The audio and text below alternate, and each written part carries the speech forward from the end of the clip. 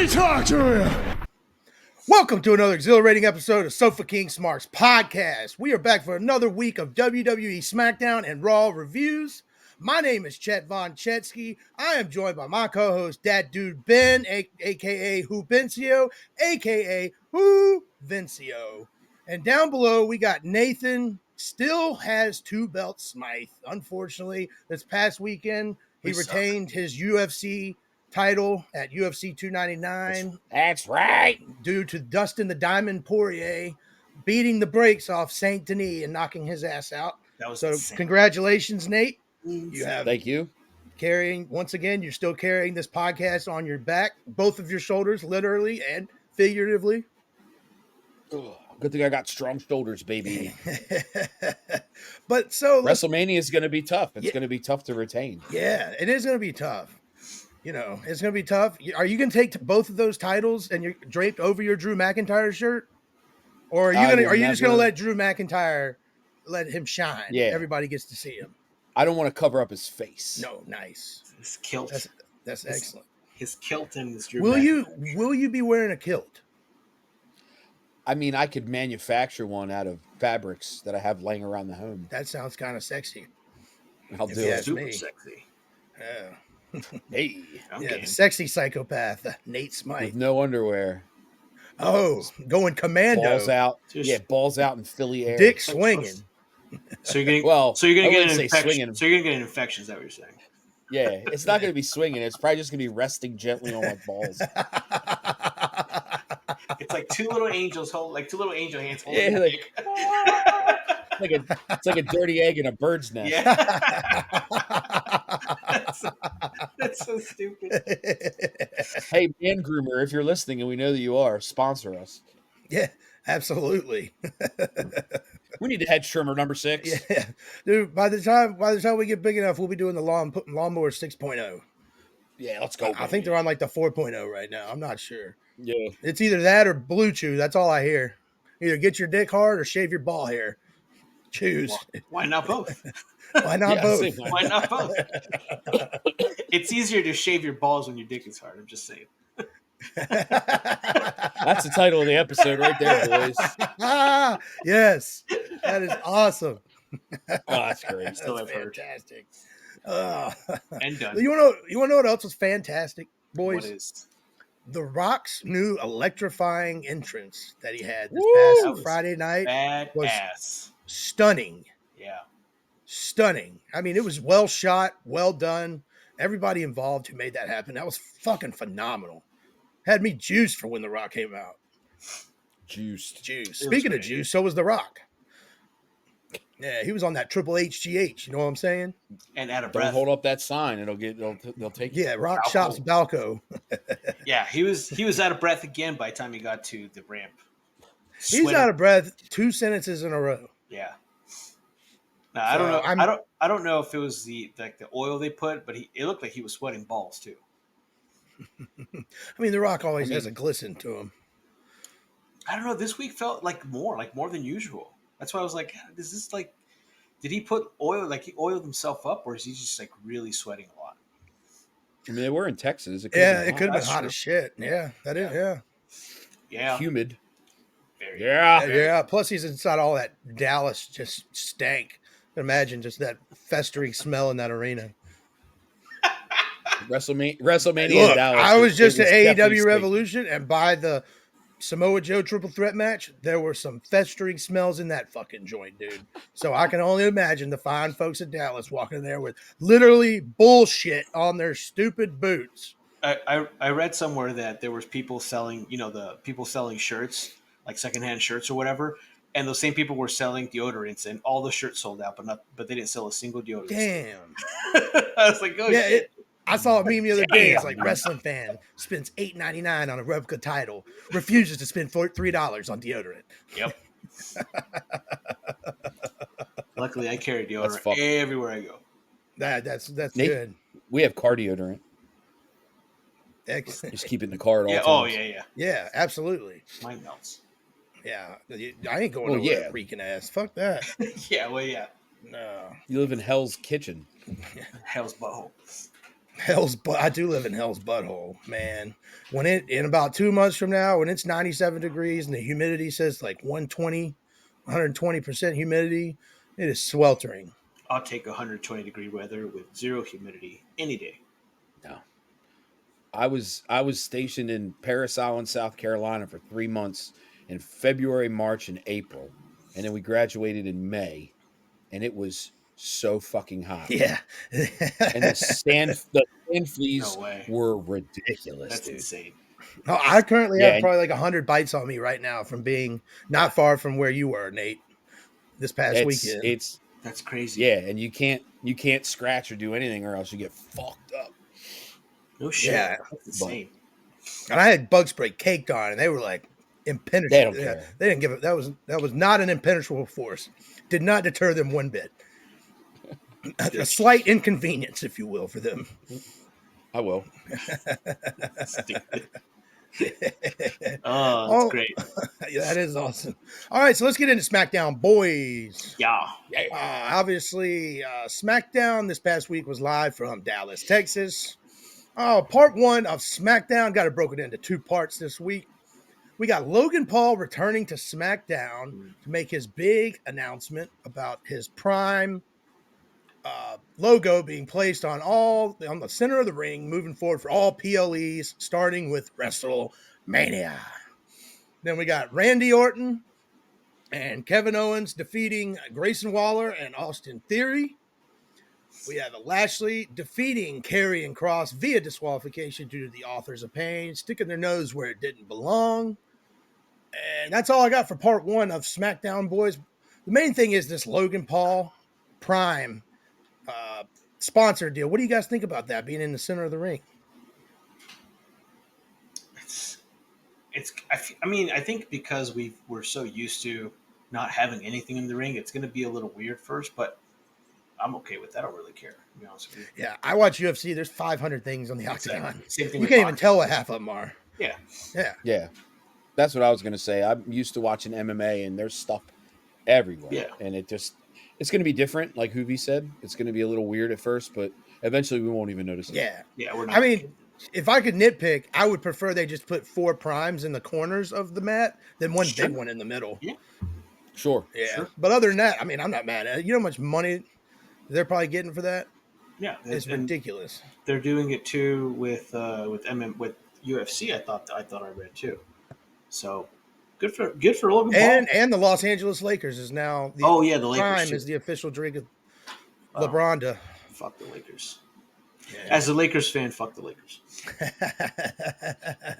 But go ahead, buddy. Oh no, I was going to say. I mean, reality is like a lot of us we're just not going to care because when was the last time you said you saw a logo on an MMA match or a boxing match and said, "Oh, you know what? I'm going to buy this fucking product because it's there." Not really. Never. Not once. I think one time I bought some proper number 12 because UFC was shoving it down my throat when it first came out, and I was like, I'm just going to buy one and try it, see what the hoopla's about. That's about it. Yeah, it wasn't good. I mean, other than that. But on the flip side, like I said, good for Logan Paul. Like he's come a long way from, and just outside of wrestling, like from being a nobody, having the best rookie year, like he said on TV, to now having his drink in the middle of the ring. That's amazing for him. Good for him. I mean, he did have a wonderful line. He said, "I am the secret sauce in the WWE. Business is booming. One could almost say that WWE is in its prime." I was like, that was a pretty good play on words there, buddy. Mm-hmm. Yeah, and when they started wutting him, he's like, "I'm not doing this shit." Yeah. He controlled it. Yeah, he controlled it really, really well. It's again, he's come a long way from when he started. Because remember when he first came out, his promos were just asinine. They were bad. They're bad. Now they were very bad. Now you have him, and then KSI did a phenomenal job, in my opinion, selling and acting when Randy was in the ring. Oh yeah, his business partner in Prime. That was another good play. Yeah, that was another good quote. Yeah. Yeah, KSI ate that RKO like a champion. He's like he sure did. Yeah, that was awesome. Yeah. And Orton just looked like a fucking monster standing next to him. Yeah. Because Randy is a big man. Yeah. Was it 6'4", 6'5", or something like Yeah, that? something like that. Ridiculous. 400 pounds, and that's just his dick. And KSI Huge cock. and KSI knows how to take bumps too. So it all worked out perfectly. Yeah, it was all well done. Yeah. Yeah, hats off to Logan Paul. He's doing Yeah. a great job, making more money than anyone his age has any business making. But good for him. Yeah. And Randy looks like he's having fun, which is the best part. Yeah, Randy's having fun. Which gets into the Randy Orton and Kevin Owens defeating Grayson Waller and Austin Theory. Mm-hmm.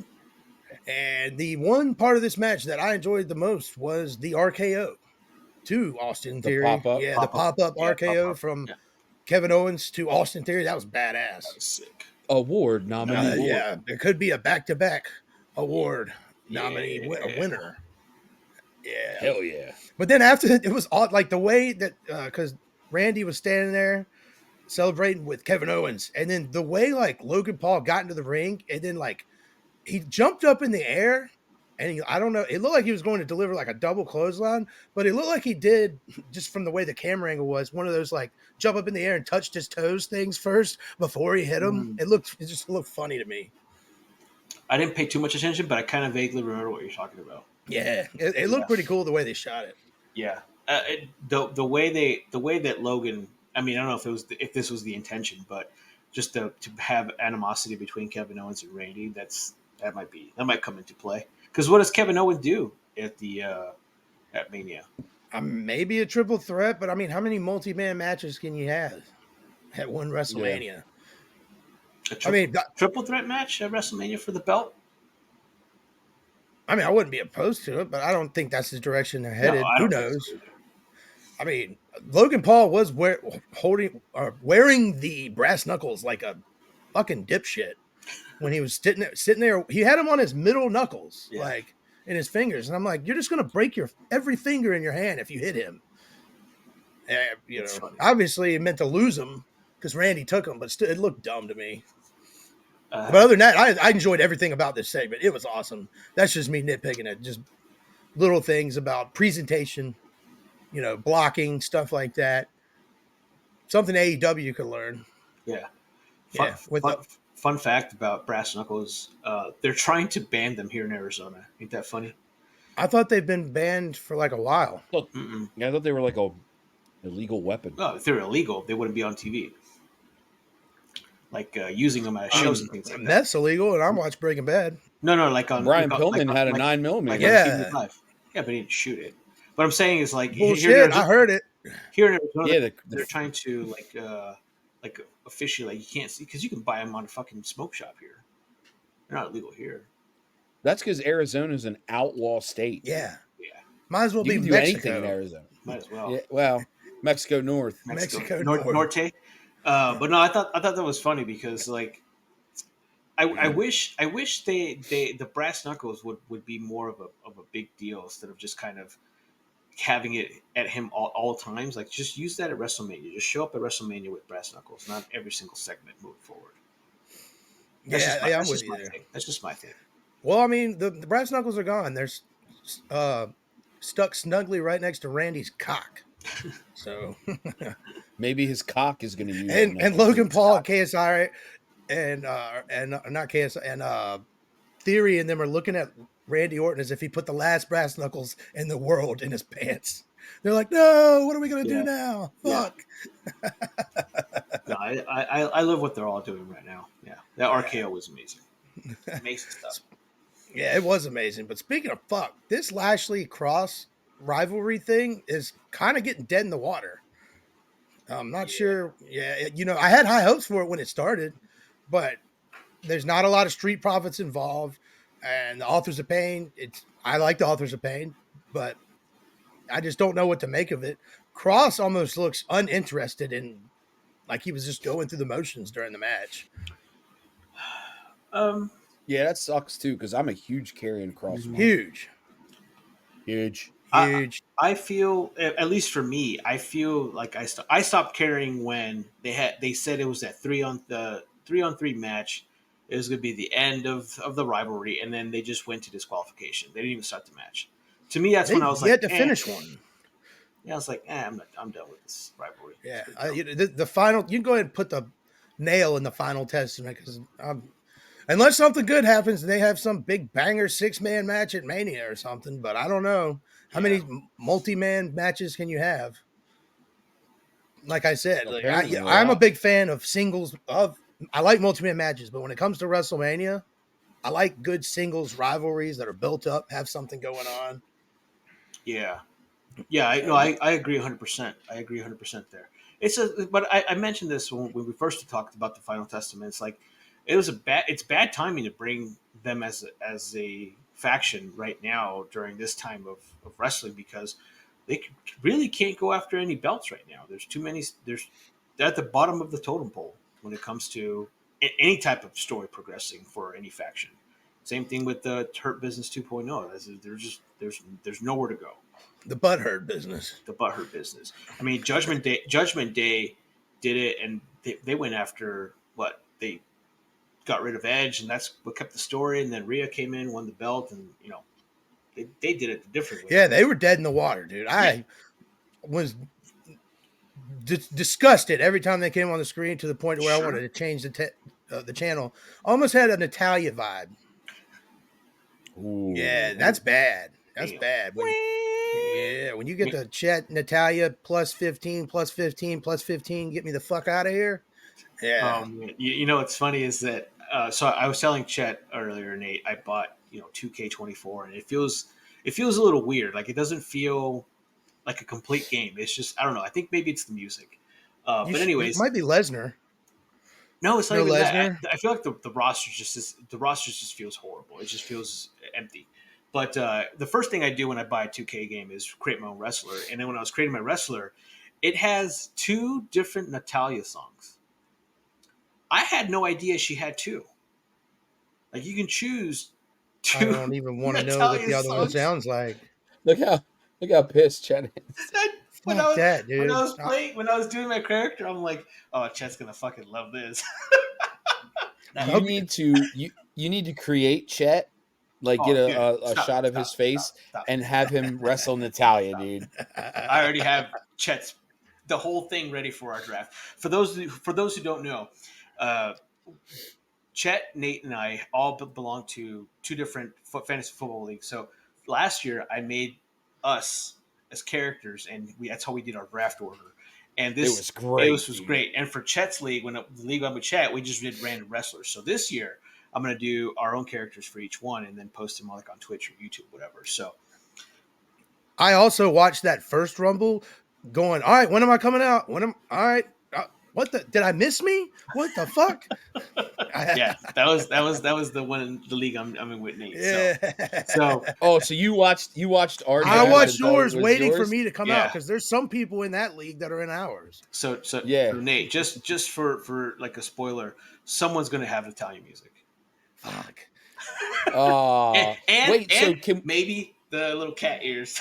Yeah. Can we- You know what? If you're gonna do it, you might as well go full. 100%. Yeah. 100%. Don't be half-assed. can we on get Italia Chet? gear Can we now. get Chet in our league in the one that we're in? Like, can we get rid of somebody and bring in Chet? Yeah, probably. Well, I Yeah, think we sounds have good. one spot available.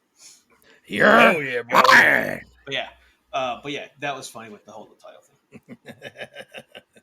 Continue. Yeah, that's awesome. awesome. Fuck yeah.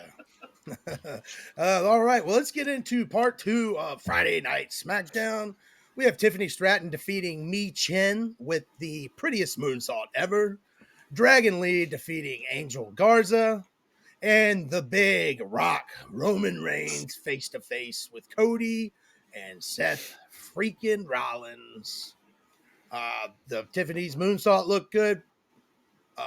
Santos Escobar looked awesome, but the main meat and potatoes of all this is the Rock and Roman Reigns face to face with Cody and Seth. And the thing all night with the security, like how okay, you're watching this show and there's like So 9 security guys outside of Cody's and Seth's locker room the entire night. Did they like John McClane their way out of there? Like, are they crawling through like the air ducts? Did they?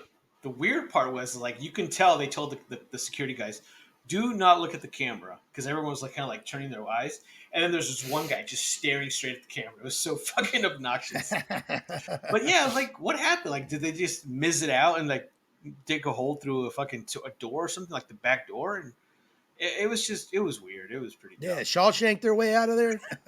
Yeah, Hell yeah. yeah. It was weird. I didn't make sense, because and then when the security is out there, they were useless. I mean, Seth and Cody come out of the crowd, and security's just there, not stopping them, or like, what's the purpose of having them? Zero future Zero. champions in that security, by the way. They weren't even in the ring when they were up there. Nick Aldis was outside the ring just smiling and laughing the entire segment at The Rock. Every time I looked over at him, he just had the biggest grin on his face. And he's supposed to be pissed about the situation. Yeah, He was happy. Nah, it was awesome. it was good. It was awesome. It was good. But a question I had for you guys was the Tiffany Stratton match. I saw on Twitter saying that is one of the dumbest moonsaults that they've ever seen, that she botched it. What the fuck are people talking about? Like, are people just trying to complain about her, or like, what do you like? Did you guys see any of that stuff? I think when she went to go jump on the very first turnbuckle, because you know how she jumps up all three or whatever. Yeah, she slipped on the very first one and then just restarted. People were reacting as if she botched like the main part of the moonsault. Yeah, and I know they probably corrected it for your Hulu version, maybe. No, I saw that. Oh, I saw that part, but like you said, the setup.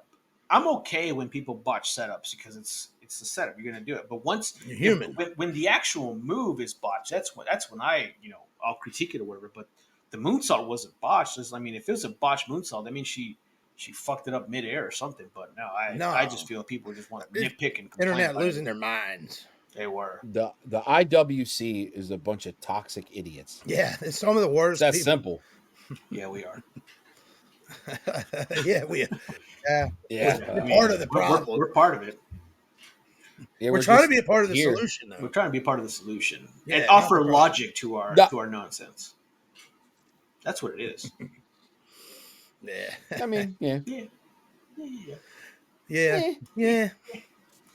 Speaking of assholes, I think the Rock this week was really, really getting into like full blown heel. Like, it's 3 weeks in, and just the way he cut Cody off, and then the way he's like, Rollins, you shut your mouth before you even start talking, because he's about to drop some gospel on Cody's candy ass. That was awesome. I wasn't expecting the diarrhea chance. I thought it was a stupid thing, but people loved it. They'll chant anything. That's true. They don't care. We'll chant. Yeah. But then that same IWC will get piss and moan when Roman Reigns calls Cody Rhodes a crossdresser. But then didn't say anything 3 weeks ago when he said he wears his wife's clothes, which is the same fucking thing. And you were like, oh my God, Roman Reigns, greatest promo of all time. Yeah. These guys don't know what the fuck they want. And they say, oh, we want to bring back the Attitude Era. 95% of these fucks wouldn't survive the Attitude Era. They'd be like, you can't say that. Yeah. Oh my God. Yeah. Why? You can't. That's offensive. It's very offensive. What is Shut up, bitch. Yeah, shut up, bitch. It's like it's like the Die Rocky Die poster last week. People are losing their fucking minds about that. It's like, that was part of the Attitude Era. Like, what's wrong with you guys? Yeah, and then you had the Rocky the. Because what is it? The Simpsons? What was it? The Simpsons? Where I can't remember who Krusty's. I don't remember them all. Krusty's Sideshow enemy. Bob? Yeah, Sideshow Bob. Didn't he have somebody had a tattoo about somebody die, and he said it was French, meaning the something the. Yeah, it was Sideshow and that's Bob. what the sign. Yeah, that's what it Sideshow was. Bob. Yeah. They do it in court. It's like, you hate Krusty, so you have Die Krusty Die. No, it's D Krusty D. Oh, okay. Yeah, that's it. It's French. Yeah, it's French. That was it. Yeah. It's so stupid. I miss good Simpsons. Yeah, no, good Simpsons. This whole segment got me. If I was excited last week for WrestleMania, this made it 1,000 times better for me, in my opinion. I'm fucking pumped. Nate, Nate, you're going to be there. I'm ready. Are you ready? I'm ready to go, and I am excited about pretty much everything they've come out with so far. But this 2 night main events is going to be. I think we all know what's going to happen, but I'm still ready to see it. Yeah, it's going to be awesome. I mean, you're going to be there you're going for both nights, correct? Yeah. Absolutely. Okay, I just had to make. Did you get the same seats for both nights? Yeah, I bought combo tickets, baby. Nice. That was smart. Got them before they were a bajillion. They were a gazillion dollars in, but now they're a bajillion. Yeah, they were priced. Bajillion. Yeah, once they announced The Rock, the prices just went even higher, which I didn't think was possible. Yeah, Yeah. They're making a lot of money. It's probably sold out. Probably. I mean, that's that's a lot of tickets sold for someone who's going through a midlife crisis per Seth Rollins. Seth was good. That was a great line. That wasn't awesome. When he just told him to shut the hell up, that was great. You've had your time. Yeah. Now it's our time. No, I didn't do that. That was a good impression. Thank you. It sounds pretty good. Somebody else on Monday Night Raw does a pretty good impression of him too. Yeah. Nate's favorite wrestler. Yep. Spoiler. I was thinking that too when you said that. Can we talk about the slap? The slap that wasn't on my DVR that always records anything that goes over. Really? It cut off. Nate told me I didn't miss it. Like I saw the slap on YouTube, but YouTube TV never cuts off for anything. All overruns or whatever, it catches everything. And for some reason, it didn't catch this. It just cut off right before he slapped him. Yeah, I did notice that the credit sign pops up, and then I'm like, where the fuck is the slap? It went about maybe a whole extra minute and a half after that, and then the slap happened. And once the slap happened, yeah, they were supposed to brawl. Once the slap happened, they cut off the feed. The Rock said something about Cody's daddy, and Cody said, "What the 5 finger say to the face? Slap." Sound like the water boy. The water boy. Yeah. Mama said. Mama said the medulla oblongata. It's because they got all them teeth and no toothbrush. It's made out of squid. There was a fan video of the ring, and you could see the guys, the cameramen, and they were going like this. They're like trying to tell Rock, like, fucking wrap it up, dude. Wrap it up. We're going off the air. Because Fox has to show the evening news at 10. That's what it is. It's not even like a show that comes on. It's just local news for where you live. It immediately started telling me the weather. I mean, I know what they're trying to do. They're trying to just get more ratings, and people won't shut off the TV at the beginning like they did for when they were here. But you run into that problem where I can listen to The Rock talk for 40 minutes like I did at SmackDown here. Let them go. Let them start in the beginning. Fucking let them go over 10 minutes. I don't need to see fucking Tiffany Stratton and Naomi's entrances on TV. Like, fucking give me more Rock. Don't give a rat's ass. No, don't give. All I need is The Rock calling Rollins a walking clown emoji piece of shit. Yeah. And they bleeped that out. And I was like, God damn it. Just play the fuck. It's not like you said, you fucking cunt. Like, Jesus. Yeah, exactly. That was in the promo he delivered before SmackDown. The one that he posted on Instagram, 2 weeks ago. He had that 20-minute promo. Yeah. But then last week he had one where he was in like the at the rodeo and he had a cowboy hat on. Oh, I didn't watch that one. It was great. Yeah. He was talking shit about Cody's dog again. Yeah. Oh, nice. He's like, "You're a stupid ass dog." He said, off is the direction you can fuck. Yeah. That shit was good. Oh, he says that? Yeah. It's awesome. Dude. Oh, that is fucking awesome. We clipped it in the chat. We'll send you a copy of that clip because it's pretty good. Fuck yeah. I'm gonna be watching that after I get done with this. Yeah. No, overall, in my opinion, 10 out of 10. I'm fucking way more excited than I was for WrestleMania now.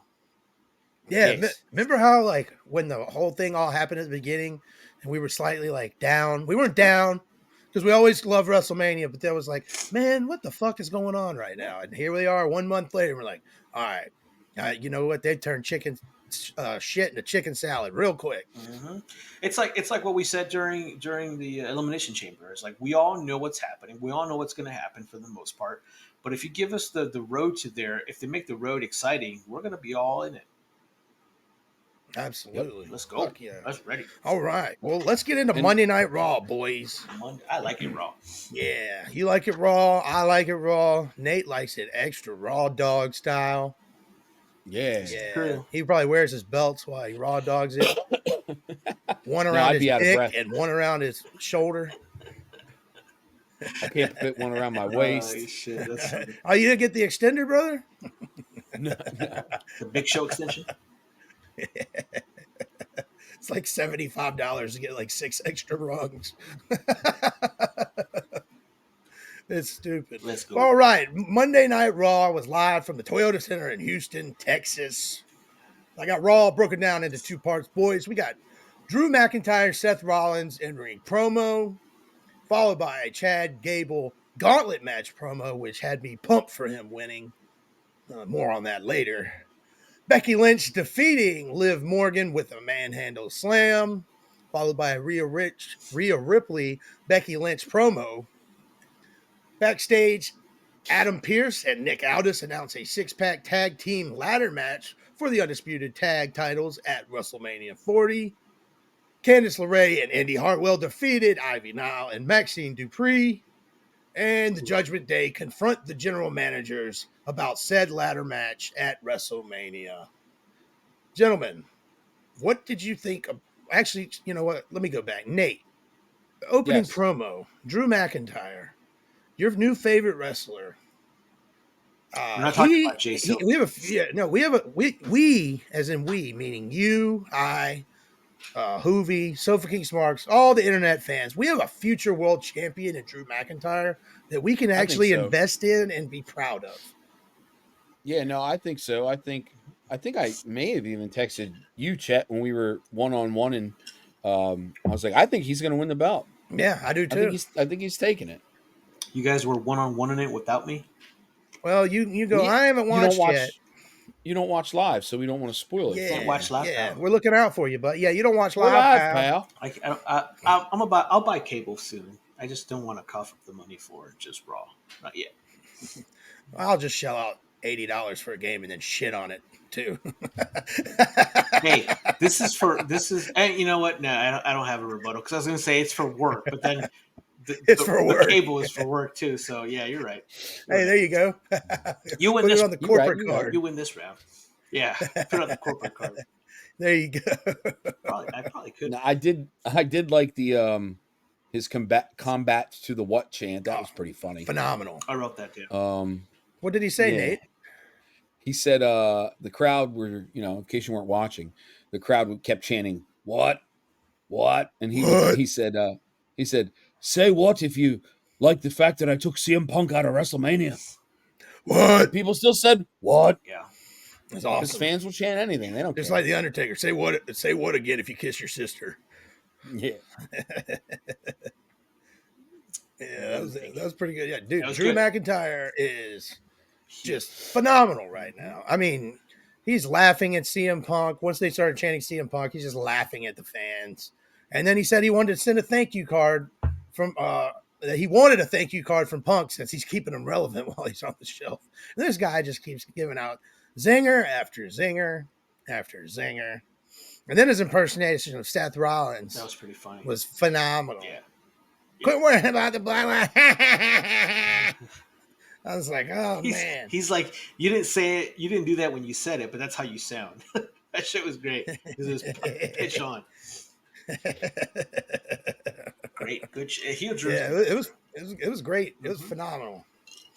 And then, Rollins got under Drew McIntyre's skin by, basically saying that he's at the bottom of all his list of concerns right now. And there's nothing that worries or troubles him about Drew McIntyre. And then he got down on his hands and knees and said he wanted to suck his cock. But no, wait, that's not what happened. I was like, I must have missed that part. No, he wanted to claim more. I was He wanted to claim more. I was like, damn, were we watching the same thing? I mean, he got on down on his knees and was looking at Drew with the rapist look in his eyes. He had the craziest look in his eyes. And then he said, "Let's get it on." Let's get it on. I was talking about the fighting. I think I told Nate, I said, Seth Rollins looks like Little Sweet from those Dr. Pepper commercials. Yeah, he did. He did. It was bad. Sweet. I really hope that when Drew beats Seth, Seth goes on a little hiatus and comes back and repackage him because I'm over the Seth Rollins. Dude, he's wearing clothes that'll swallow me. Like, I don't know what some of his choices, not the suit this past week, but those. Please elaborate on said statement. When you wear, like, if you ever seen somebody put on a shirt that's 5 sizes too big and just swallows them whole, that's what I meant. Yeah, I mean, I wasn't going to swallow Seth Rollins unless he asked. But I mean, he was asking Drew McIntyre for it. I guess I'd swallow him whole, boys. Hey, Seth, you want to suck my dick? You want to suck my dick? Probably makes that noise when he's coming. He's like, Oh, shit. Yeah. I'd still watch. Yeah, I'd pay. Too. I'd pay. Just to see Becky, I'm in. Did you guys see that picture? Me and Nate had a few things we were going to pay for from our text chat the other day. Yeah. Oh, yeah. Let's see here. Did you guys see that picture that Seth and Becky posted of them just naked wearing the belts? That was awesome. Oh, yeah. That was pretty dope. Can we do that? Can you guys do that with your belts? I'll do it. I'll do it after this podcast and post it. I mean, absolutely. For those who follow my Facebook page, I am naked with the belt on my crotch. I was going to be naked Midian and just put on a fanny pack. Naked Midian was awesome. Naked Midian was awesome. I don't know. Midian's awesome, period. Whether he's a Godwin, Midian, naked. I don't know who that is. And what? You remember Henry Orpheus Godwin? Yeah. Who? Hog. What was the other one? Phineas Godwin. What was Phineas something started with an I and he was a pig. Yeah, pig. That's it. You remember the Godwin brothers, dude? No, sir. They had the pig slot match. Yeah. The wrestlers? And then Midian. Yeah. I don't. Yeah, they threw Triple H in the pig slop when he was like French and shit. No, I don't. Yeah. The Godwin when he was Triple H, Paul Levesque. Paul Levesque. Yeah, Paul Levesque. Okay. Yeah. I remember these guys. Okay. Godwin's and Hillbilly Jim. Yeah, there you go. Hillbilly Jim. Yeah, fuck yeah. Hillbilly Jim was a monster. I do remember these guys. I didn't know the names. Good shit. It's all right. We forgive you. Thank you. It's okay, buddy. It's okay, buddy. You know what? It's okay. I got to give credit where credit's due. I have not given women's wrestling the credit it's due, mainly because WWE hasn't been given the women's wrestling that we deserve. But Becky Lynch and Liv Morgan put on a hell of a fucking match on Monday Night Raw. That was a banger. Hell of a match. Another award nominee. It was pretty good. Some of the spots there were. I was like, oh, they're going to waste these spots on a regular Raw episode? I was like, fucking, let's go. Liv Morgan was wrestling the best I've ever seen her wrestle. Yeah, that powerbomb spot where Becky was on the ropes and she did like the sunset flip, whatever it was, and then powerbomb Becky on the outside. That was pretty fucking dope. I didn't think we were going to go breaker. Yeah, the code breaker was sick. It was a great fucking match. And Liv looked amazing doing it. Yep, sure did. Sure did. Sure did, buddy. She was my award until Rhea came out. Oh really?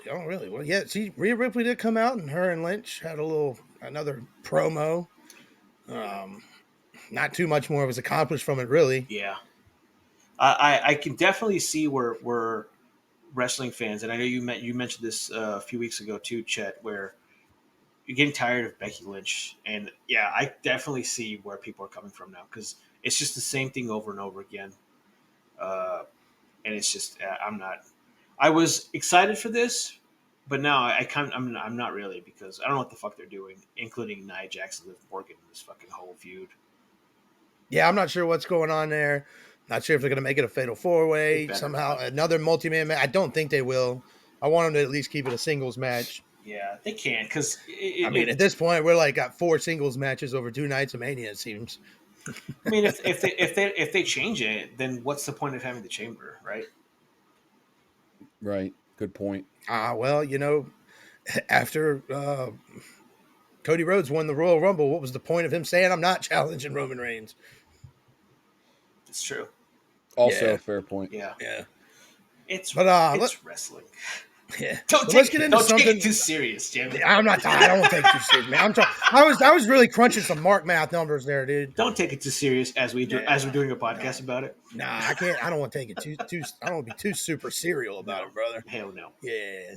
We're not. But one match that I think is going to be awesome that Nate's going to see while he's there is the 6-pack tag team ladder match for the undisputed tag titles that Adam Pearce and Nick Aldis announced. With the let's see, all the contending teams will be earning a spot in the match beginning this Monday on Raw, I believe. I got some matches here in a minute. Where are my matches? All right. So yeah, I got in the first, it's New Day versus Alpha Academy, Otis and Akira Tozawa, not Otis and Gable. DIY versus the Creed Brothers, and Awesome Truth versus Indu Sheer. Veer's coming with Sangha.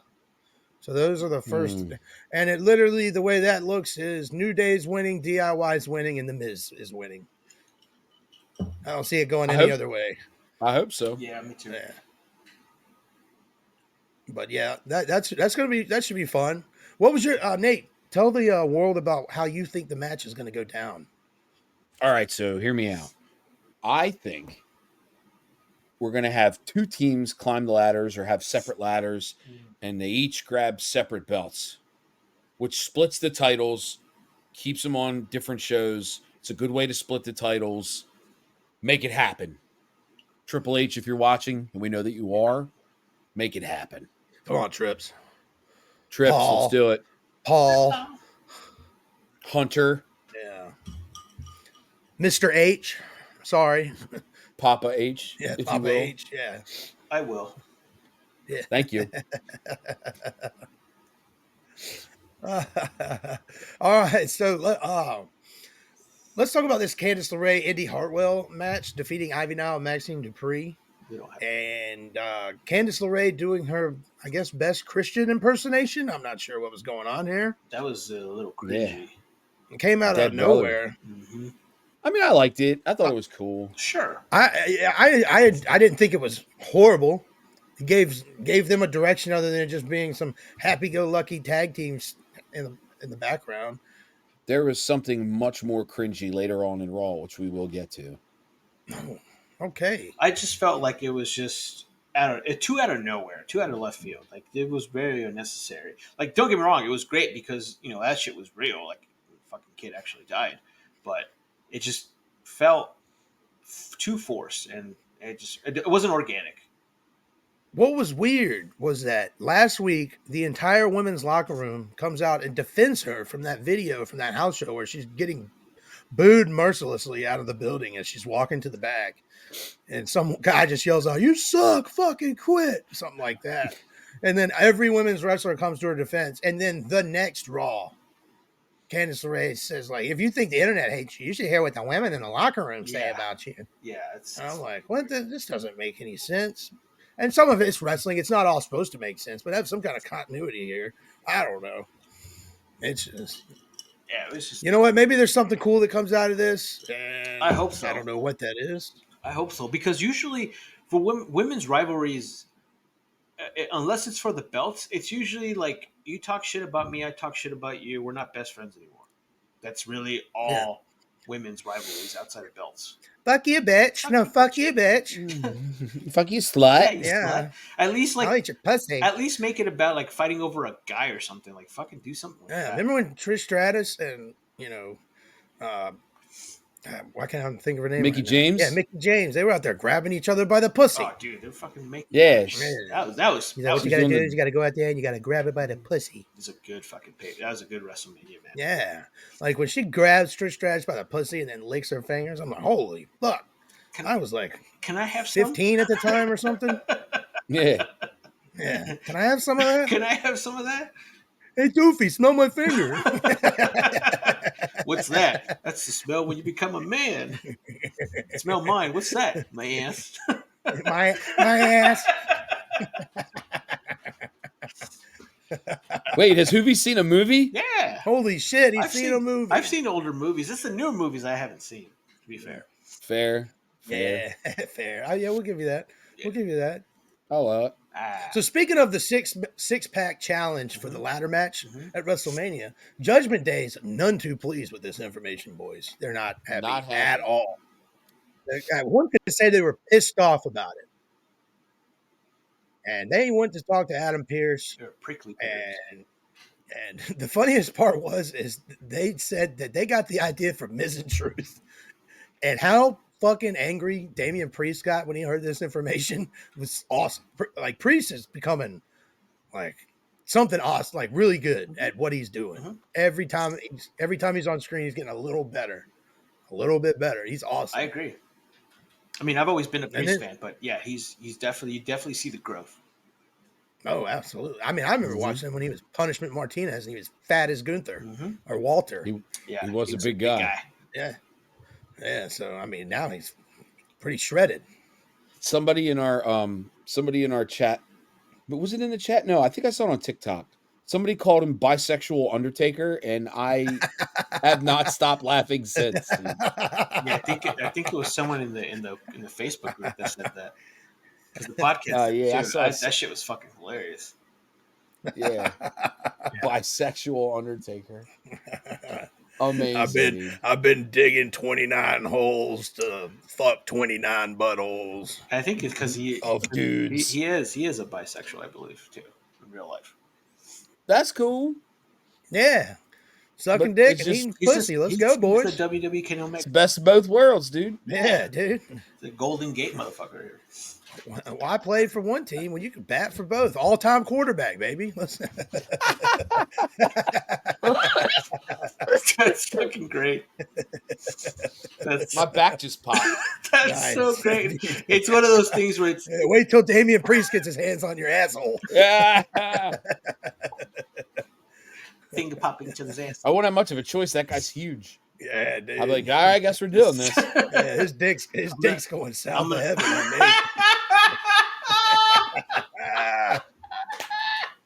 Why do I always got to get fucked? Because you're scrumptious. Why can't Hoovy get fucked? Because you're scrumptious. You're very scrumptious looking. Thanks. Hoovy will get his fucking one day. See, but here's the thing: is one that of these days. It's funny because you won't enjoy it. I probably will enjoy it, so that's why it's not funny.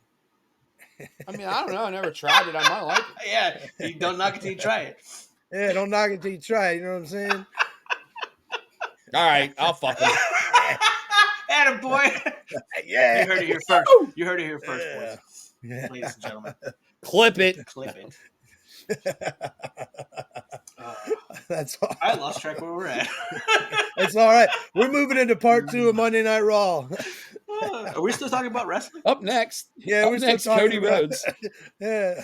Up next, Cody Rhodes jizzes out of his eyeballs. That was the cringier thing. I think. Yes, that was okay. Yeah, all right, so dumb, part 2 of Monday Night Raw. I forgot about that. Yeah, you're right. Yeah, Cody cries to Michael Cole during an in-ring sit-down. The Kabuki Warriors defeated Zoe Stark and Shayna Baszler. Damian Priest beats the fucking brakes off R-Truth, basically, unfortunately. Yeah. R-Truth's got a good ones in. Main event, Jey Uso comes out to challenge his older / twin brother, Jimmy Uso, at WrestleMania for a brother versus brother match, a la Owen Brett, Matt and Jeff from, I think, 09. I could be wrong about that. And then this one really pains me to say, this hurts. I'm really not happy about this. You know what? 2 weeks from now, I'll come around maybe, but right now, I'm a little PO'd, pissed off. Why's that? Sami Zayn wins the gauntlet match instead of Chad Gable to face Gunther at WrestleMania 40 for the Intercontinental Championship of the world. And I don't like that one bit. I don't think that match is going to hold. There's too much story behind Chad Gable for him to just miss out on WrestleMania for this belt. I mean, his kids cried when he lost. I mean, who? And Chad Gable said that the only time your kids should cry about you is tears of joy. Sure. Who benefits more from winning that belt? Sami Zayn or Chad Gable? Gable, right? Yeah. Sami Zayn's like won the Intercontinental title like 3 times already. Exactly. Chad Gable hasn't won any singles belt, has he? None. Yeah. No. Michael Cole actually stated on commentary that Chad Gable was the only person in the match who had not held singles gold in WWE. That's So true. Bronson Reed. That is Bronson Reed was champion. Bronson Yeah, Reed he was a had- North American title in NXT. NXT. Yeah. Because now NXT titles are canon. Yeah, they didn't used to be. Yeah. I wonder if Charlotte Flair's won how many, if they added her NXT thing back or not. We'll find out when she returns how many titles they say she has. Yeah. Can't wait. Yeah, can't fucking wait. Yeah, this gauntlet match was I thought, in my opinion, was probably one of the best ones, if not the best ones I've seen so far. It was really good. It was great. Ricochet It was really and JD good. put on a banger. That was award nominee for me later. Yeah. Spoiler there. Yeah. But at the end of the day, I think we all agree the wrong person won. The wrong man won. Yeah. Yeah, it should have been Chad Gable. Now, one thing that surprises me is that obviously Monday was the first night of Ramadan where, members of that religion, they fast for, I don't know how many days, but I couldn't even fucking walk down the street fucking hungry. I don't know how Sami Zayn was doing it. Wrestling this whole, 30-minute match or whatever it was. He was wrestling for Jesus. He's got to win the Intercontinental title for Jesus Christ, Lord and Savior. I'm not going to drink. I can't turn the lights on until. No, it's for Muhammad. It's the wrong imaginary friend. Oh man, not the guy from the Team America, the Durka Muhammad, that guy. That's Allah. Oh. Oh yeah. Oops. I hope we didn't offend any of our Muslim listeners. I hope so. I'm Muslim. I passed by one. Man. Yeah, look at his beard. We'll talk about it over a BLT. After Ramadan. Ramadan, yeah. Let me fast. Yeah, my bad, dude. I didn't mean to. No. What I'm saying is I have a few friends that follow this religion, and I don't know how they go fasting, and do normal day stuff. But Sami Zayn fasting and putting on a good wrestling match is amazing. Like, you got to be in. He was out there for a good 20 plus minutes. Yeah, you got to be in great freaking shape to do something like this, and I give him kudos for that. It's my kudos. Yeah. I just the wrong man won. Yeah, That's just. Excuse me. Like, I know we want to preach as much positivity around here at Sofa King Smarks podcast as possible. The power of positivity. The power of positivity. But on this one, I'm not there on it. And you know what? It could be like the Rock situation from a month ago with Cody, where we were going, what the hell are they going to do now? Yeah. And 3 weeks later, I'm like, dude, I can't wait. But as of right now, I can't wait till Gunther beats the fucking brakes off Sami Zayn at WrestleMania 40 and retains his championship. Hey, maybe they do a double night and Sammy wins the belt, and then Chad Gable challenges him second night. I don't know, fucking something. I don't feel like they have so many matches for 2. No, here's what's gonna happen. Sami Zayn's gonna win it, and then Gable's gonna win it on the Raw after Mania or something stupid, which will still be cool to watch. But yeah, but his thing is he needs to beat Gunther. Yeah, that's true. Yeah.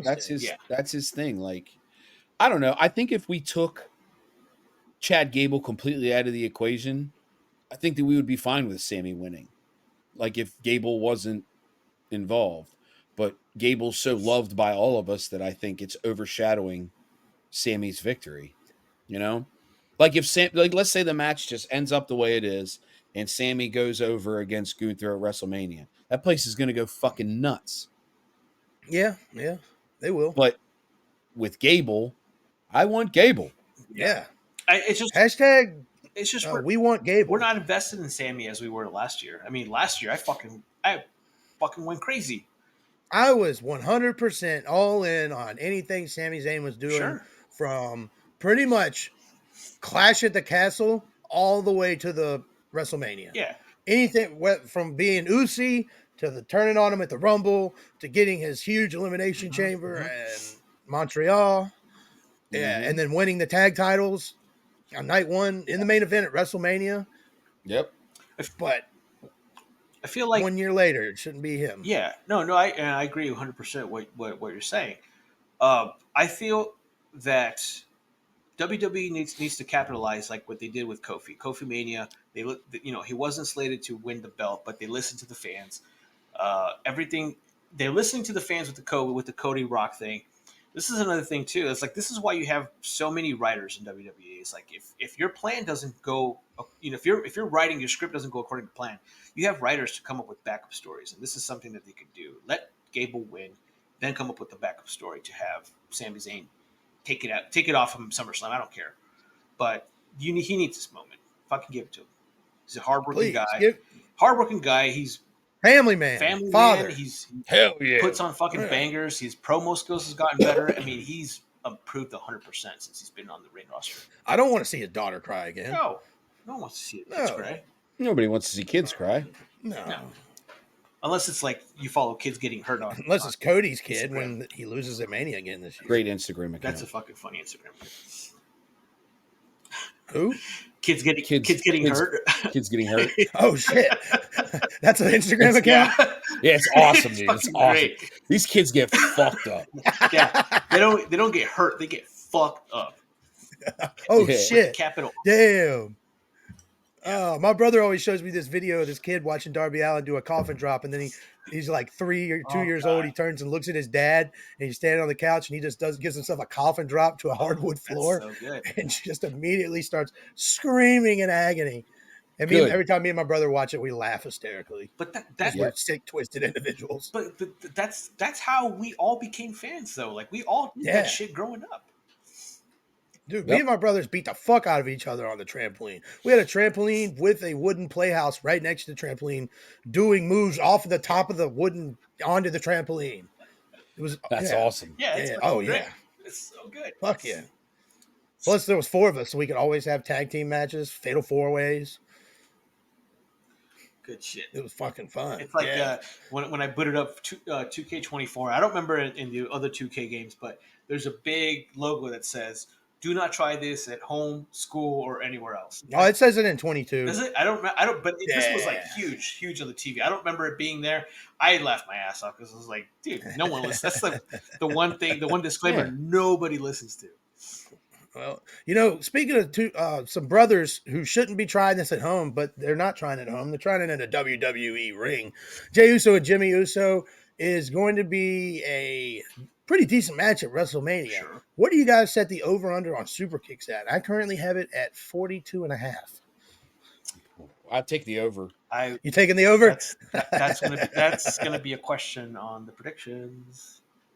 Oh, nice. All right. Fuck yeah. Okay. Yeah. Hell yeah. Leave your answers null right now. Fair. Well, obviously 42.5 was lowballing it. Yeah, So. that's true. Yeah, might need to go in the triple digits. No, I saw an interview before they became the Day One Usos, where they talked about that this is their dream, like their dream match is to face each other, and it got me even more pumped because they're like, this is what as brothers, this is what we did every single day. We wrestled each other. Now that we're in the big leagues, our dream is to wrestle each other, and I was like, God damn, this is fucking great. I'm so pumped. Yeah, it should be good. Should be great. I'm so pumped. You know what? I'm so pumped. Mama Mark called me. She goes, did he really call out his brother? I was like, yeah, they're gonna fight for Rosie's mom. She's like, no, they can't do that. I was like, what are their parents gonna think? Rikishi will be there. He's gonna be the special guest ref. Fuck yeah, that would be awesome. Oh, it's gonna be great. I was just cracking up with her. Turns on one of his sons, gives him a stink face. That'd be weird, but I'm all here for it. That would be weird as fuck. Weirder things. Remember the Vince McMahon Kiss My Ass Club? I'm gonna go give Nathan a stink face right now. Do it. He just got a fresh haircut, man. Don't do that to the boy. I know he'd fucking throw up. Mug ass. Nathan, if you're watching, and we know that you are, you're getting a stink face. Yeah. We get some holy shit chants. Not because it was cool, because there was actually No, just holy shit around. Holy shit! Holy shit all over his mouth. What the fuck? Oh, that's disgusting. You're nasty. Y'all nasties. Oh man! All right, so let's get one more awesome thing from Monday Night Raw. Yeah. Was R-Truth's little comeback moment against Damian Priest, who, like I stated earlier, basically beat the brakes off R-Truth when he wasn't getting in a little bit of action. Mm-hmm. But I am a big sucker for when Truth hits the 2 shoulder tackles, followed by the spinning suplex into the 5-knuckle shuffle, just like his childhood hero, John Cena. So Who's younger than him. It's so good. And then when Truth hit the attitude adjustment for 2, the crowd was popped hard. Oh, yeah. Yeah, it was awesome. Then he applied the STFU. I still call it the STFU, That's what by it's the way. called. Fuck that bullshit. I should have said an FU, not an attitude adjustment. I apologize to the folks out there. That's a FU. Yeah. But yeah, that was awesome. Yeah, and the STFU. And I was hoping he was going to tap, but we knew he wasn't. Yeah. But right after, Truth goes to the top to do a cross body block onto DIY and the other members of Judgment Day. And all Truth does is face plant. Hard. Hard. It was thud. yeah. Nobody caught him. No one gave a fuck. Yeah, I when he thud on the ground, I'm like, oh, I'll be fine. Then I'm like, wait, he's 53 years old. Like, someone go get him. Yeah. He used to hang out with Popeye Tupac when he was alive. Yeah. That's how old he is. Somebody get Popeye. He needs a life alert, dude. Yeah, he does need a life alert. And I can't get up. Put it in reverse, Terry. Put it in reverse, Terry. One of the greatest videos of all fucking time. 100%. 100%. Of all time. 100%. When I worked in parts, we had a guy that service technician, and his name was Terry. Every time I'd be leaving for lunch, if he was back in the car, I have his bag. I go, put it in reverse, Terry. Never got old. Never got old. He loved it just like he would just scream out, I got it in reverse. I'm trying. We all need a friend named Terry. Yeah. Terrence was a good guy. Terrence. Yeah. Yeah. That's what I thought when I was like, someone pick him up. Like, he can't be taking those fucking spots. Dude, he was KO'd. Yeah. Keep him fresh for WrestleMania. Yeah, and one more thing before we finish off Monday Night Raw. Did you know Rey Mysterio is returning next week after just returning? I didn't know if you guys were aware. I saw that. I'm like, this Rey Mysterio returns after just returning. You were there, actually. Yeah, I was, Uvi. yeah. You saw it. Yeah, it was fucking You good. popped. Oh, I popped. Yeah, so this is not a shock to you. No. This isn't news that he's returning next week to SmackDown. Booyah. No. But since we're on the topic, can we roll back and talk about Legato bullying Dragon Lee? That shit was one of the funniest things I've ever seen. Like, they looked like they were bullying a little kid. His eyes were like so open, like he was legit, like thinking they were bullying him for reals. It was fucking hilarious. I'm watching. That was good. I'm watching and I'm just dying. Like, and then when they push him on the floor, he's like he's all so scared and shit. It's like, Jesus Christ, this is so good. I was like, I don't think he's acting, boys. That was my thought. Did they start calling Humberto just Berto during the match? I swear I heard him just say Berto. I don't know. Like 3 or 4 times as if I was like, there's no, they might as well just call this motherfucker Bert at this point, if that's what they're going to do. Bert. Yeah, have Bert and Ernie out there. Garza kept calling him cousin, and I don't know if they were cousins or not. That was weird too. I think they were related somehow. Hey, we're not all related. I don't mean Aren't it like that. all? I mean, yeah. I do. No, I honestly think that they're like second or third cousins. Like, it's one of those distant things. Mm-hmm. But I think they're related. Could be. I mean, the Mexican wrestlers are kind of like the Noya family. They're all related in some way, like for real. They all have some kind of relationship like that. Are any of them related to that? We big got butt that girl here in the you deep always south. post? We call it inbred. La Hiedra, she's so hot, man. Yeah, like Dude, I couldn't watch the prelims in Mexico this weekend. I was watching AAA wrestling, and she came out. God damn, she's something else, boys. Which one? La Hiedra. She's a Mexican. On the Facebook page, I always post pictures of her. Oh, the big ass lady, the nice ass lady. Mm-hmm. Yeah. Is What's she Sexy look like Star without still that mask wrestle? on? She's all right. She's all right without the mask. I'll find a picture of her. Did they ever let Sexy Star come back after she like broke that girl's arm or whatever? Yeah, she's part of their trio. Oh, she's back? Yeah, she's part of that trio's tag team with the Liera. She fucked that one girl up that one time. That's a hell of a trio. Yeah, it's her. Yeah, it's Sexy Star, Liera, and somebody else. I can't remember the name, but yeah, they call it Las Tóxicas. Big booty Judy for. Did you say that in English, please? Las Tóxicas, the toxic girls. Oh, thank you for translating. Yeah. Los Grandes Caboose. Los Grandes Booties. Las Chichos Grandes. Yes, big chichis, please. Underrated restaurant, Chi-Chi's. Underrated. We don't have that here. They're all gone. I think they went out of business. Oh. They have it at the grocery store, but that's like the shittiest Mexican shit you can buy. Yeah, it was terrible. We don't suffer that fate here. No, you got the good shit there. Good shit. All right, boys. Oh, yeah, they do. Well, if you guys got nothing else to add from Monday Night Raw, let's give this bad bitch some awards. Awards. All right.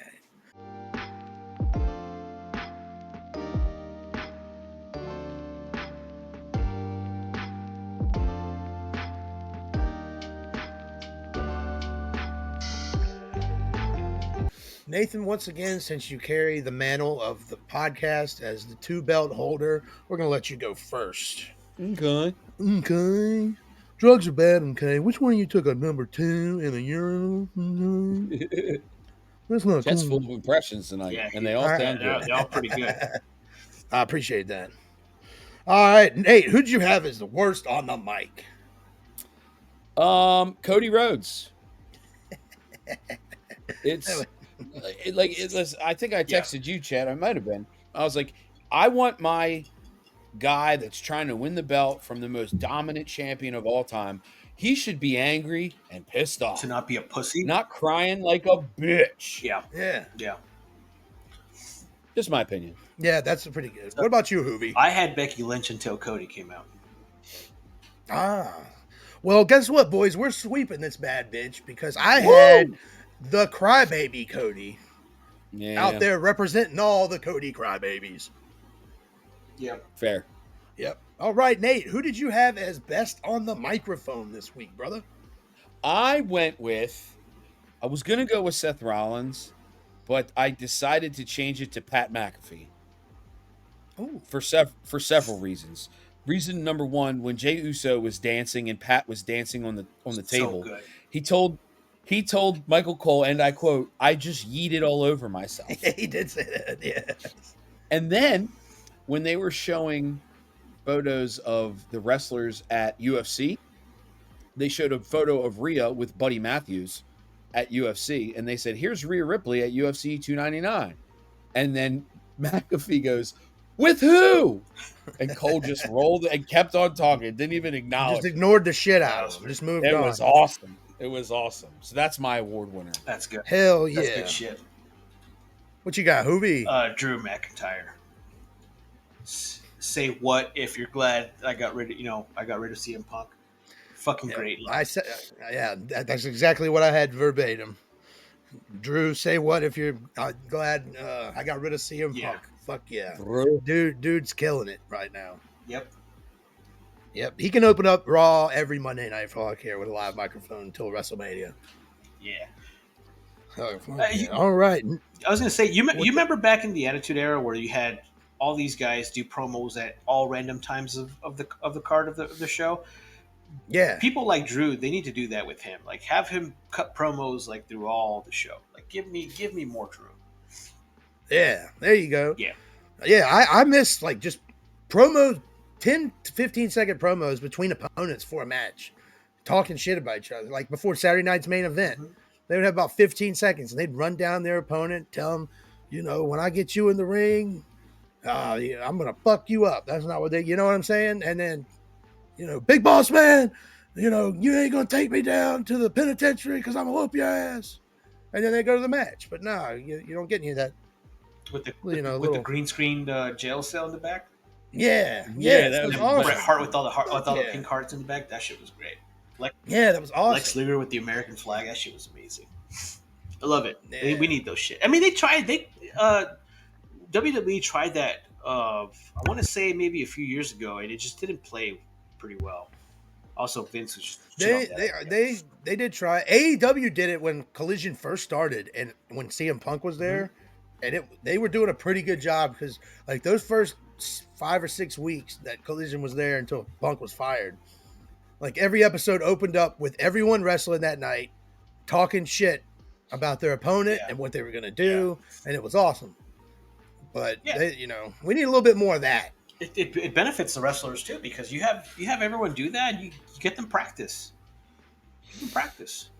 Yeah, that is good point there, Hoovy. They need to practice. They need to practice. About practice. Not a game. Yeah, not a game. Practice. Yeah. All right, Nate. Who did you have as the Sofa King hottest thing you saw on your TV screen this past week? It was a hard decision. So was my dick. That's what I was scared to say. God damn it. It was a hard decision and a hard cock. But I went with Liv Morgan. Good choice. Hoovy. I had Liv until, like I said earlier, until Rhea showed up. Rhea just looked. Okay, so Rhea, I just love her hair. Her hair is just. It's looking good. Yeah, now that she grew it back out, I'm all about. I mean, I didn't mind it short. I didn't care. She could be bald for all I care. This is true. She's a fucking specimen of a woman. But yeah, she looks great. Beautiful. Phenomenal. Beautiful. Yes. Beautiful. Beautiful. I had Liv Morgan as well as Nate. Because the second she walked out, I said, good God. And then Nate messaged me, good God. or something like that. She was beautiful woman. Beautiful woman. And becoming a great wrestler, too. Yeah. She also has great feelings. That's why I like her, because of her feelings. Yeah. I like her because of her feelings, too. Yeah. I like to be feeling. All right. What did you have, Nate, as the Sofa King grossest thing you saw on your screen this week? That award goes to Shane Baszler. You mean the Shane Baszler award goes to Shane Baszler? That is correct. That ding, ding, ding, ding, ding, ding, ding. Yes. That's all right. Hoovy, what about you? Shane Baszler. Shane Baszler. Oh, sweep it. Shane Baszler. It's not a prediction. Ding, It's ding, a ding, spoiler. ding. As I'm just gonna say this, and you got this might be a hot take, if you will. Ooh, we will. But thank you. Nia Jax didn't look half bad. She's looking a little bit better than she has been. I don't know if she's cutting some LBs, but I don't know. Just a thought. I do like a little more meat on my bones, so I always think Nia Jax looks pretty good. Most cases, I would say like 9 out of 10 times. I think Nia Jax is when she gets the grossest award. It's not for her looks; it's for her outfit, not really accentuating the rest of her as well as it possibly could. I guess. Sure, I agree. I agree with that too.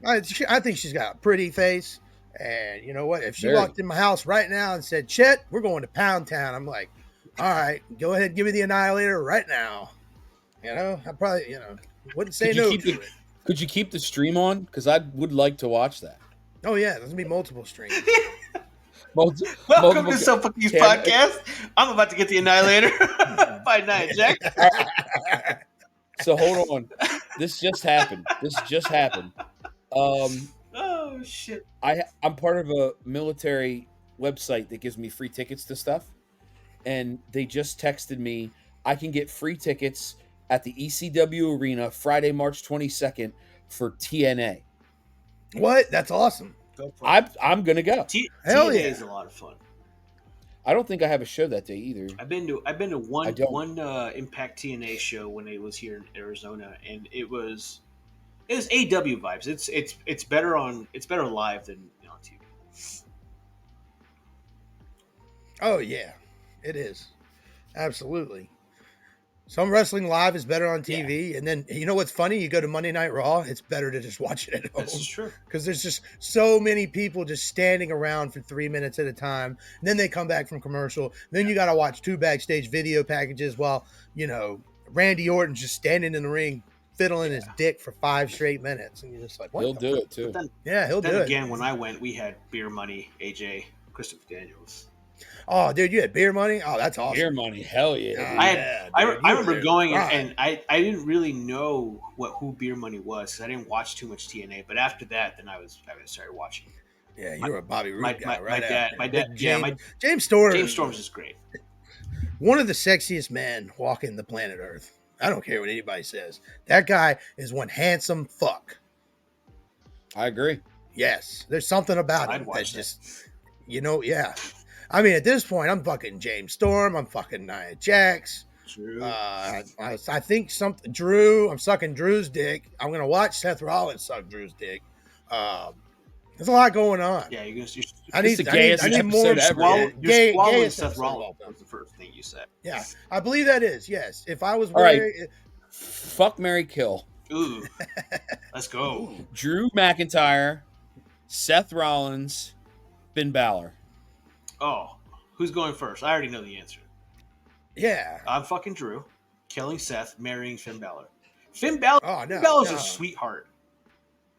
He is. He's a very nice guy. I met his parents. You make love to Finn Balor, he'll hold you after it. We'll cuddle you. I am marrying Drew McIntyre. I'm fucking Finn Balor, and I'm killing Seth freaking Rollins. Because, like I said earlier, when he comes, I don't want to hear him go, I'm coming. I'm coming. MVP? I'm coming. 1 hour and 17 minutes and 50 seconds. Yes. Clip that. Clip it. Yep. Bada bam, bada boom. Chet's I'm coming face. What's your strokes. response? I'm going to fuck Drew McIntyre. Damn right you are. Damn right you are. I'm going to marry Finn Balor, and I'm going to kill Seth Rollins. Finn Balor's just... Yes. Finn Balor's something else. I do want to spoon with Finn Balor afterwards. Hoovie's got me sold. I want to rub my hands over his abs. Yeah, I just want to grind meat in those fucking abs. Yeah, all 8 of them. On those abs. Yeah, grind that chorizo into his abs. That's Mexican sausage for those of you listening at home. He's rubbing his chorizo against his huevos. Hey, that's a very popular Mexican dish, huevos con chorizo. So don't knock it, don't try it. Oh, I'm in. I'll try it right now. Yeah, get some chorizo, cook it up, put some eggs in it. Beautiful thing. I'm all about tossing salad and peeling eggs. You guys know what that expression means? I know what the tossing salad is, not peeling. Tossing salad. It means eating ass and licking balls. Oh shit! Peeling eggs. It just keeps getting gayer. Yeah, it does. Super gay. Do you want jelly or syrup? I done forgot where we are in awards. All right.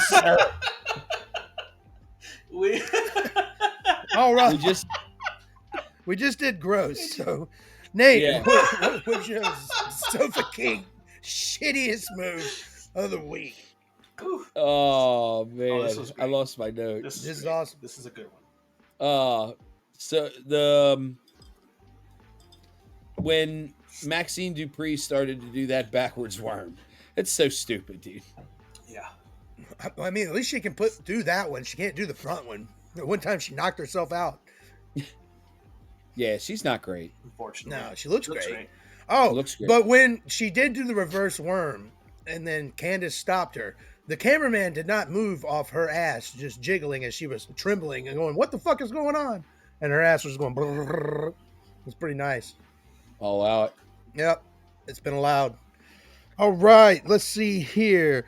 Hoovie, what'd you have as the shittiest move? The shittiest move I had was when they announced Travis Scott in the audience, in the crowd. He goes up, right? And this guy just tries to high five him. And the guy from the side, and he just didn't do anything. He's like, all right, dude. To me, high five, that's one of the most embarrassing things ever, man. Not getting high five. That was so embarrassing. That's my shitty. Slap hands. Slap hands. Yeah, that's so embarrassing. Secondhand embarrassment. Yeah, that is good terrible. Point. That's a good point. I had an R-Truth crossbody face plant. Oh yeah, it was You can't give any felt bad for bad reviews, bad awards to R-Truth. Can't do it. He doesn't If you quite don't have like- his AARP card yet. So If you don't like our truth, fuck you. yeah, if you don't like our truth, fuck you. If you don't chew Big Red, fuck you. We're here to talk to you today about packs of wild cats that control the neighborhood. All right, Nate. I think we can all be in agreement here. Is this what was the Sofa King Awesome move? The pop-up RKO, Hoovy? without a doubt. I had that, but the Rock's Oh. entrance is a close second. That was great. It was The Rock's fucking entrance. great. It was electrifying. And it was shot really well, Yeah. too. Shot beautifully. Symmetry was amazing because he's right in the Symmetry. middle where the fucking lightning hits. It was perfect. It was great. It was fucking awesome. Let's see. I had the pop-up RKO as well. It's just gorgeous stuff. There's Nate. All right. stuff. Yeah, good stuff. Not good stuff, boys. Ooh. What'd you see this week that was so fucking bad, match-wise? I was surprised that I didn't have a whole lot to choose this from. was a tough one. There was some good matches this week. I think that if I had to pick, it was probably Bobby Lashley versus Karrion Kross. Interesting. Meh. Yeah, that match was meh. Yeah, They looked like they were going through the motions. Yeah. yeah. And I love Karrion Kross. It sucks. It looked Yeah. that match looked very unorganized. It did. It wasn't produced. I mean, it was already fucked up from Jump Street when the announcer announced Yeah. Bobby Lashley from Dallas, Texas, instead of Denver, Colorado. The announcer just announced the city they were Yeah. in when he announced where he was Yeah. from. Yeah, That match. I thought it was like, did he move or something? Like, what the fuck? Yeah. It's like, why would you go from Colorado to Dallas of all fucking places? Yeah, I know, Yeah. right? Well, what you got, Hoovy? I had the Maxine stuff. Maxine match. I did as well. That was my. I mean, like you said, we try to be positive about everything, but there's just some stuff that you just got to say. You got to say the truth. It fit the award's name. It was Sofa King bad. Unfortunately, Fair. All right, Nate, what did you have as the Sofa King Awesome match? I picked the gauntlet match, but runner-up and a close runner-up was definitely Becky versus Liv. Yep, I agree with both of those. What about you, Hoovy? same. Gauntlet was Same. I went with the gauntlet match as well, but I specifically went with the Ricochet JD McNodick part of it. That was phenomenal. Mainly because I am very disappointed. Maybe the mark in me is disappointed that Gable didn't win. The numbers weren't adding up. The mark math numbers weren't adding up that match. I just think of numbers Chet, add that video I made of Chet just losing his mind with all the fucking equations. Yeah. Shit's great. Yes, absolutely. That is the great. No, I agree. So yeah, that match was awesome. Even if the finish wasn't the desired one we were looking for. Yeah. But who knows? Like I said, 2 weeks from now, I could be one segment could turn me around on this whole match. 100%. Absolutely. We had 2 solid episodes of wrestling this week, and I'm all for it. We haven't had many podcasts where we were able to say that. That's right. Yeah. Yes. So, See. all right. So you boys ready to get into some news and rumors and just overall wrestling innuendo? Hell yeah. Hell yeah. See.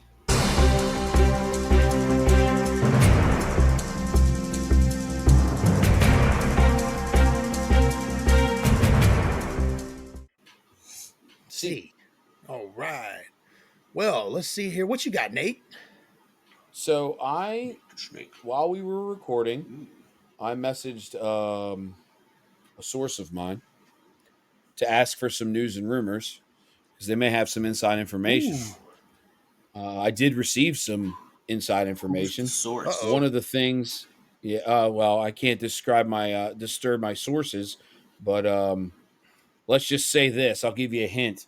He may eat beans and toast for breakfast. Oh. Probably has zero life. Is he Mexican? Close.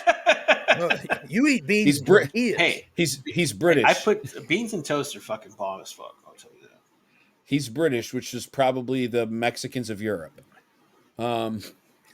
That's actually not fucking bad. That's spot on. Jey Uso is due a giant entrance at WrestleMania, apparently. Oh shit! Supposedly, it's going to be huge. Huge. They're probably gonna be able to And see the pyro from China. China. We're going to be yeeting all over ourselves in Philadelphia. Sounds like it. We'll be eating all over ourselves here in South Carolina and over there Travis Scott, at Third World, Arizona. Travis Scott's gonna open. And that'd be fucking badass. I don't even know who that is. But last year, Lil Boosie or Busty, what's his name, did the entrance for the Usos. Little Boosie definitely wasn't at WrestleMania last year. Who's the? I don't fucking because that would have been fucking. Awesome. I don't know who the fucking these guys are. But who's the guy who did the intro for the Usos last year? I don't know, but I know you're talking about. It wasn't Little Boosie. No, I don't know any. I don't listen to rap. Probably Little Douchey, maybe. Douchey. But that was pretty cool. If they do something like that, no, it was cool. Yeah, if they do something like that, I mean, Travis Scott. Yeah. That's the reason why it came up with them. That'd be dope. That's true. You got an excellent point. Or it could be Meek Mill. He's a big Philadelphia rapper. Hey, there you go. That'd be dope. I'd be down since day one ish. I like Meek Mill. He's pretty good. P Diddy loves him too. Yeah. So I've heard. Also, last thing I have, and this is brand new, zero news. So fresh off the presses. At Mania, there is due to be at least 3 title changes. Yes. Mark it down. The last 3 title changes, I feel like, have all been women's tag titles. So apparently those won't even be defended. No. Yeah, because Bianca. No. Yeah, that's awesome. That's phenomenal news. Haven't had much change on the title. Hey, that's a good one. So last year, how many title changes we had last year? We had the tag belts. 1, 2, Rhea. And that's it. I think that was it. Oh, the women's tag changed too, didn't they? Didn't Shayna and no, they had a 3-way. Shayna and Ronda won the belts at Mania, I believe. Oh yeah, Ronda didn't even get in the match. Yeah. That is right. Yeah. So 3 last year. Okay. Okay. I like it.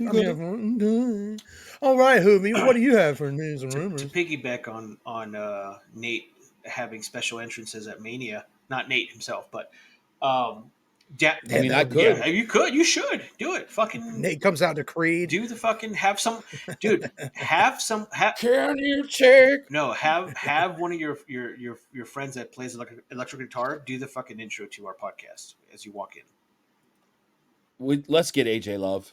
We need to get AJ Love. Yeah, fuck yeah. We need a new intro. But apparently Downstraight's going to be performing Cody Rhodes' entrance at Mania. Oh shit! All right, I will ectoplasm all over myself. That was supposed to. Remember last year they tweeted that they were on the road to California right before WrestleMania, like that Saturday or whatever, that Friday night. I was ready, but no, we didn't get anything. Nothing. The big thing that I had was Dominic Mysterio married his longtime high school sweetheart this past weekend, and he had Damian Priest and Austin Theory as part of his groomsmen. And when they introduced Dom, the family just booed the shit out of him. So they're keeping kayfabe alive, which is fucking great. You know who also gave him away? It was not Rey Mysterio. It was Rhea Ripley. Oh, I didn't see that. Rhea Ripley gave away Dominic at the wedding instead of they're keeping the kayfabe, which is great. Yeah, that's awesome. Yeah, good for her, and she's a beautiful gal. His new wife, smoking. The cool thing that I had was there's videos out there of Rhea Ripley dancing to Mexican music. I would like to see those videos. I'm not a big fan of Mexican music, but goddamn, like I'm gonna fucking start listening if she dances more. Dude, I'll listen to. I hate country music, but if Rhea Ripley's dancing to George Strait, I'm gonna watch. Yeah, there's nothing wrong with George Strait. Nothing wrong with George Strait. I like George Gay more. After this podcast, I believe it. No shit. Damn right. No shit.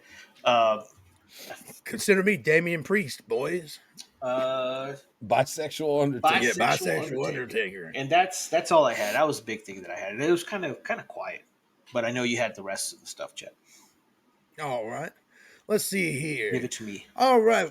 Let's see. On Logan Paul's podcast, Impulsive, the United States champion of the world and the United States.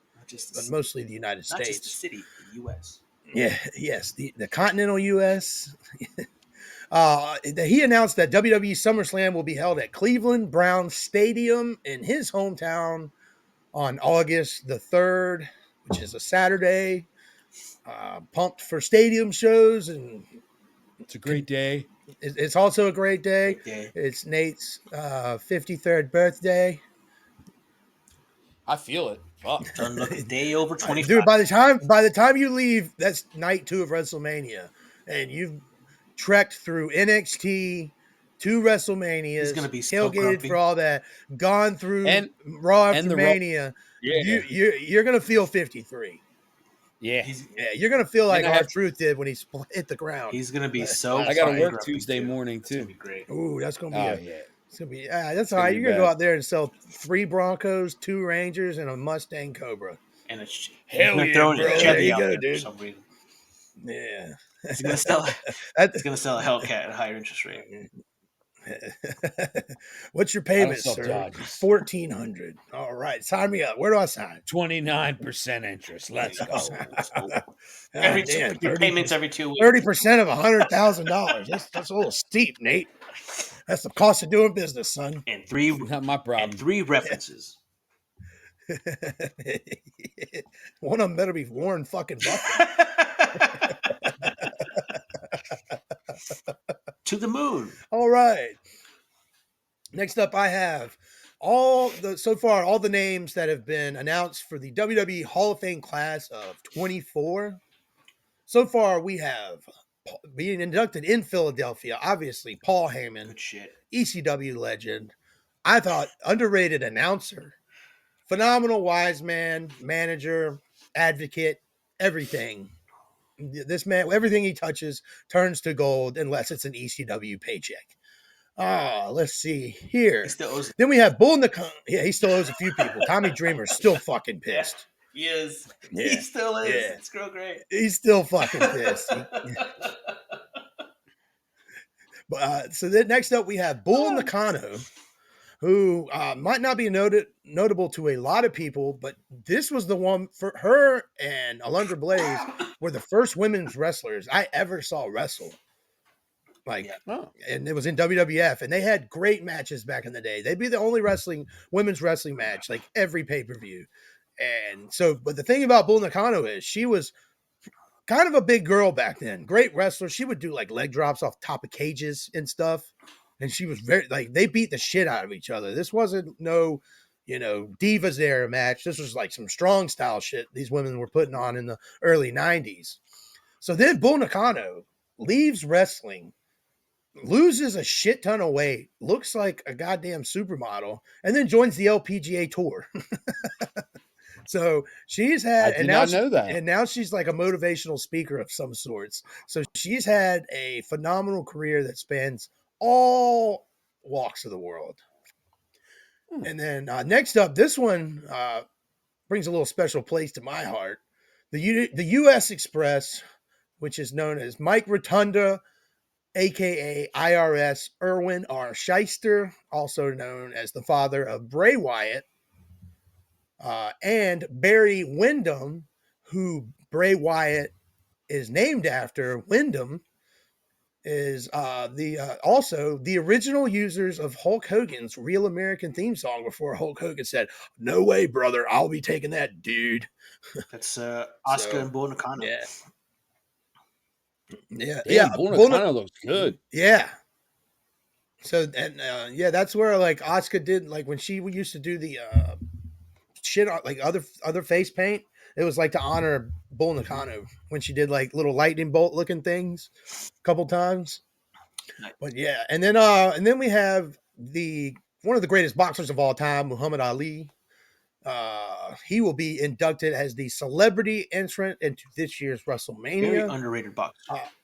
Very underrated boxer. Very underrated. I mean, you know what? This guy gets slept on a lot. He's not really talked about. You hear about George Foreman grills before you even hear about Muhammad Ali. It's crazy. But no, in 1976, he first got into a wrestling ring with Gorilla Monsoon. He was also involved in the first ever WrestleMania when he took on the role of special guest referee during the night's main event between Hulk Hogan, Mr. T, versus Mr. Wonderful Paul Orndorff and Rowdy Roddy Piper. Promos between And then, sorry, Chet. The promos for go ahead, buddy. Roddy's promos in WrestleMania 1 were fucking amazing. I just Phenomenal. watched Mania 1 like maybe a few weeks ago, and it is fucking shit. great. It's great. It's fucking awesome. And then you have one of the things that he's known for in wrestling the most, outside of being the outside special guest referee at WrestleMania 1, was in 1976. He wrestled Antonio Inoki, founder of New Japan Pro Wrestling, billed as the War of the Worlds in Tokyo, Japan. And what I found interesting was this, as you can see how outdated the times are, as it was different. In 1975, at the Japanese American Wrestling, I guess, Institute over there in Japan, Muhammad Ali was there as a guest, and he got on the microphone, and this is per quote, not my words. "Isn't there any Oriental fighter who will challenge me? I will give him $1 million if he wins." And that's when Antonio Inoki accepted the challenge. Like I said, billed as War of the Worlds. Wow, okay. And that actually affected Muhammad Ali's career, because Antonio Inoki was kicking his shins and legs, which later caused leg damage to Muhammad Ali later on in his career, on top of all the head damage he took on, leading to his, I believe, Parkinson's is what he eventually died of. Yeah. So Muhammad Ali did a lot more than you thought. Yeah, I had no idea that he did all that before WrestleMania 1. Good for him. He also considers Asians Oriental fighters, so that's outdated. But yeah, that's awesome. Muhammad Ali, great fighter. Like we said earlier, underrated. Doesn't really get talked about much. You know, they usually go Mike Tyson, Evander Holyfield, Buster Douglas, and then get someone to do a movie. The dude that lost in Rocky V, and then Muhammad Ali. They should do a movie about Muhammad Ali. Get someone like Will Smith or something on it. Yeah, you know what? They should do that. Yeah. Maybe he wins like an Oscar, gets nominated for one. Yeah, I mean, he's a pretty good actor. He'll do it justice. I mean, he's not allowed to currently accept any Oscars for the next 10 years, but yeah, he's banned. Keep my wife's name out your fucking mouth. But that is all I have for news and rumors, boys.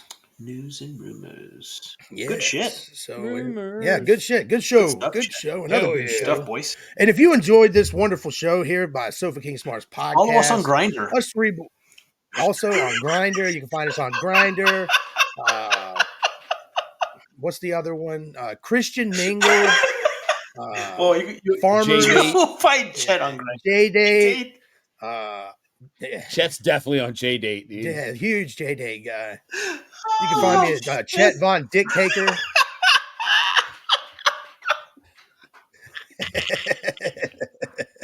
But another place you can find us is at Sofa King Smarts on Facebook, YouTube, Spotify, the shirt ID, and Instagram and TikTok. Please give us a like, follow, and subscribe. Please subscribe to our YouTube channel. We're growing. We're making more content every week. We got UFC reviews, WWE reviews, Raw, SmackDown, pay-per-views, NFL, regular season, postseason, all the good stuff. Please just give us a like, follow, and subscribe. Join the channel. Like, we're trying to put out good content for you guys, and we need, the more the merrier. It's open door policy. Come on in, enjoy the show. Yeah, Chet also come for the wrestling, but stay for the dick jokes. Chet also has an open backdoor policy. Yes, I absolutely do. First come, first serve. It's come CUM. Yes, that's all right. Well, once again, my name is Chet Von Chetsky. You can follow me at Chet is Wrestling or Chet Von Chetsky at all the same major social media platforms. That over there Chet is saying that he's doing Monday Night Raw. He's not watching wrestling. No, I'm this Monday Night Raw dog. Like I said earlier, it's good shit. Dug 29 holes to fuck 29 buttholes and took 29 souls, and I won the Royal Rumble of fucking dudes. Now I'm going to Dickmania. Dickomania. Yeah, Cockamania. Yeah, give it to me. Yeah, you got a face. Brock Lesnar in a loser eats shit match. You're gonna face Cock Lesnar. All Good right. stuff. Well, that's all. That's all We'll we see got you for next today. week. Thank you.